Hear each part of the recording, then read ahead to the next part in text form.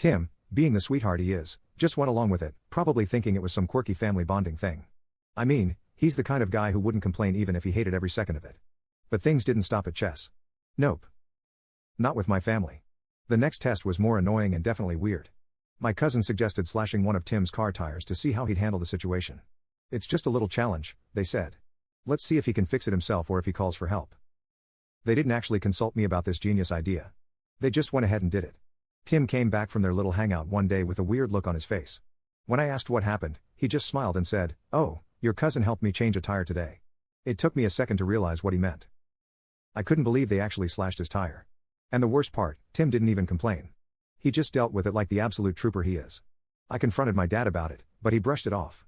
"It's just how we bond," he said, laughing. He passed the test, didn't he? He didn't whine or call for help. I was furious, but also a bit confused. Why was this even a thing? Why did they need to test him like this? To my dad, uncle, and cousin, it was all in good fun. To me, it felt like they were going out of their way to make Tim uncomfortable. As if that wasn't enough, they decided to start asking him the most random and personal questions. What's a joke you'd tell your future mother-in-law? How do you feel about kids? What are your thoughts on Jesus? Yeah. They went there. Tim answered everything politely, probably thinking they were just trying to get to know him better, but I could tell they were looking for reasons to judge him. The worst part was how they kept bringing up his asthma. Tim has a mild condition, nothing too serious, but he does carry an inhaler just in case. To my family though, this was a weakness. They'd tease him, calling him soft or saying he was making excuses whenever he mentioned it. I can't count how many times I told them to stop, but it was like talking to a wall. My dad would just wave me off saying, "It's all part of the game, sweetheart. You're ruining the fun." Then there was the fishing trip. My dad and uncle decided it would be a great idea to see how manly Tim was by testing his fishing and hunting skills. Now Tim isn't a country guy. He grew up in the city, so fishing and hunting aren't exactly his forte.